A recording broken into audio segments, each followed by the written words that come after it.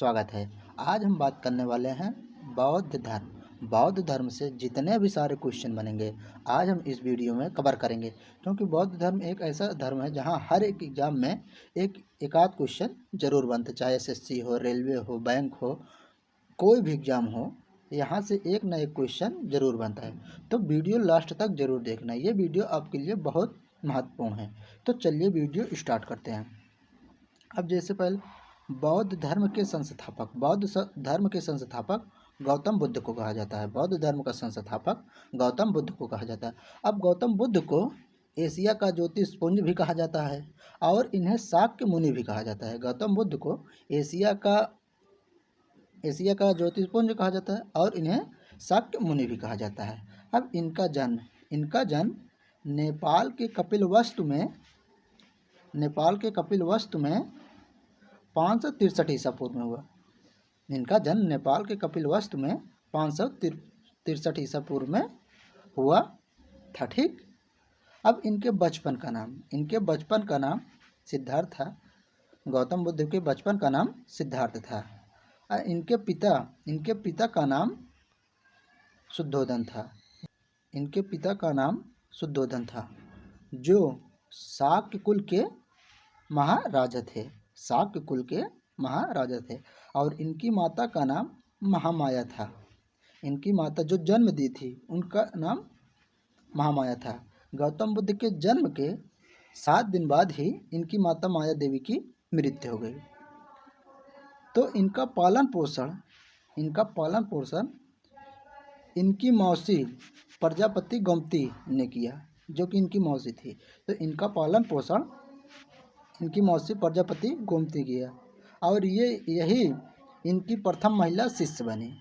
गौतम बुद्ध की आगे चलकर जब इन्हें महाज्ञान की प्राप्त होगी तो इनकी एक महिला शिष्य बनी। तो पहली महिला शिष्य इनकी जो पालन पोषण करने वाली माता थी वही प्रजापति गोमती बनी थी।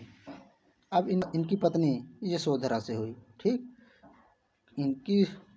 क्योंकि इनके पिता को बता दिया गया था, एक भविष्यवाणी हुई थी कि आपका बेटा या आगे चलकर या एक बहुत बड़ा राजा बनेगा या सन्यास रूप में। तो उन्होंने इनकी शादी 14 से 15 साल की उम्र में यशोधरा से करवा दी। ठीक। अब इसके बाद इनका एक पुत्र हुआ जिसका नाम राहुल था।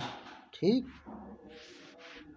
इनका एक सारथी था जो रथ पर चलाता था, इनके घुमाने ले जाता था, उसका नाम चिन्ना था। और जिस घोड़े से ये सैर करने जाते थे उस घोड़े का नाम कत्थक था। ठीक। अब अगला पॉइंट, 29 वर्ष में गृह त्याग किया। गौतम बुद्ध 29 वर्ष की आयु में गृह त्याग किया, जिसे इतिहास में महाभिनिष्क्रमण के नाम से जाना जाता है। ये गृह त्याग ये हर एक एग्जाम में आता है, इसे नोट पॉइंट कर लेना। इनके गृह त्याग को महाभिनिष्क्रमण कहा जाता है। जब इन्होंने घर को त्याग किया तो आगे चलकर इन्होंने संन्यास रूप धारण किया। संन्यास अनोमा नदी के किनारे ग्रहण किया था। जो इन्होंने संन्यास ग्रहण किया वो अनोमा नदी के किनारे किया था। अब इनके जब संन्यास धारण किए तो इन्हें ज्ञान कैसे होते, तो इनके गुरु अब्दुल काल जो राजगिरी में बने, इनके प्रथम गुरु अब्दुल काल जो राजगिरी में बने। रुद्रक रामपुत्र इनके दूसरे गुरु थे जो वैशाली में इन्होंने बना था। ठीक। अब ज्ञान की प्राप्ति, जब इन्होंने संन्यास रूप धारण कर लिया, कुछ ज्ञान अब्दुल काल से लिया राजगिरी में, कुछ ज्ञान रुद्रक रामपुत्र वैशाली से लिया। फिर आगे चलकर इन्होंने 6 वर्षों तक निरंजना नदी के किनारे पाली वृक्ष के नीचे तपस्या की, तब जाके इन्हें ज्ञान की प्राप्ति हुई। तो जो ज्ञान की प्राप्ति हुई वही निरंजना नदी के किनारे पीपल वृक्ष के तट पर ज्ञान की प्राप्ति हुई। ठीक। अब जो ज्ञान की प्राप्ति हुई थी उसे इतिहास में निवारण के नाम से जाना जाता है। ठीक। अब जब इन्होंने महाज्ञान की प्राप्ति कर ली तो इन्होंने अपना उपदेश दिया। तो प्रथम उपदेश सारनाथ में दिया। जो गौतम बुद्ध ने अपना पहला उपदेश दिया था वो सारनाथ में दिया था। इसे ही इतिहास में धम्मचक्र प्रवर्तन के नाम से जाना जाता है। जो इन्होंने पहला उपदेश दिया था उसे इतिहास में धम्मचक्र प्रवर्तन के नाम से जाना जाता है। अब इन्होंने प्रथम उपदेश में इन्होंने 4 आर्य सत्य दिए। जो पहला उपदेश दिया था उसमें इन्होंने प्रथम 4 सत्य दिए। पहला था दुख, दूसरा था दुख निरोध, तीसरा था दुख समुदाय और चौथा था दुख निरोधगामी प्रतिपाद।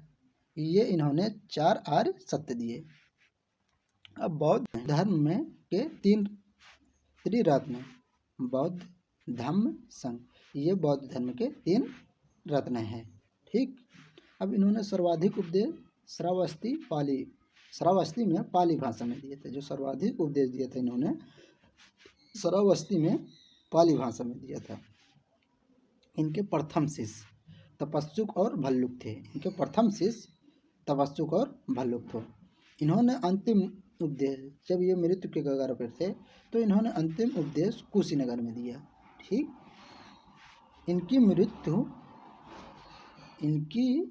मृत्यु कुशीनगर में हुई थी। इनकी मृत्यु कुशीनगर में हुई थी।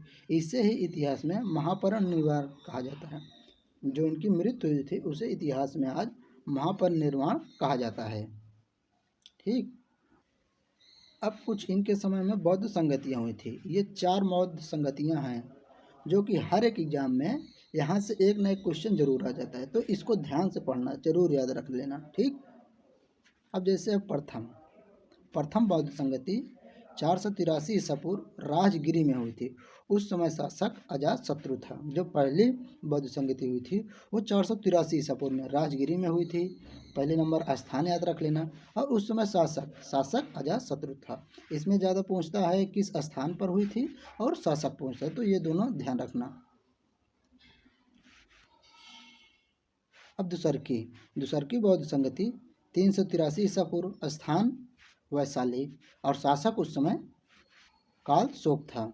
ठीक। तो स्थान और शासक का नाम याद रखना। दूसरी में 383 ईस्वी, स्थान वैशाली और शासक काल शोक था।